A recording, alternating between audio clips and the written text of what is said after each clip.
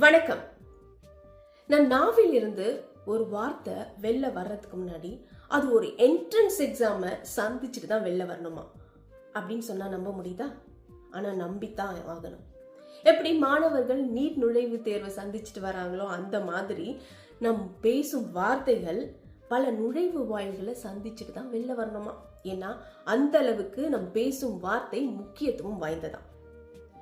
நம்ம பேசும் வார்த்தை முதல்ல உண்மையானதா அப்படின்னு பார்க்கணுமா.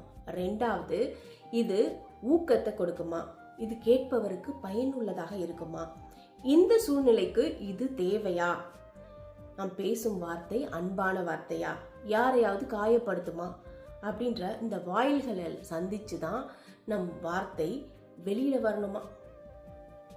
நீட் எக்ஸாம்ல கூட பாஸ் பண்ணிடலாம் போல, நான் அந்த அளவுக்கு டஃப்பா இருக்கு இல்ல.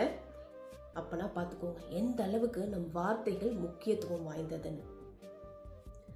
அதாங்க, பேசுறதுக்கு முன்னாடி நல்லா யோசிச்சுட்டு பேசணும்ன்றாங்க. ஆனா நம்ம என்ன பண்றோம், எல்லாத்தையும் பேசிட்டு தான் யோசிக்கிறோம். என்ன பேசணும், எதுக்காக பேசணும், ஏன் இப்படி பேசணும்னு அதுக்கப்புறம் யோசிச்சு வருத்தப்படுறோம்.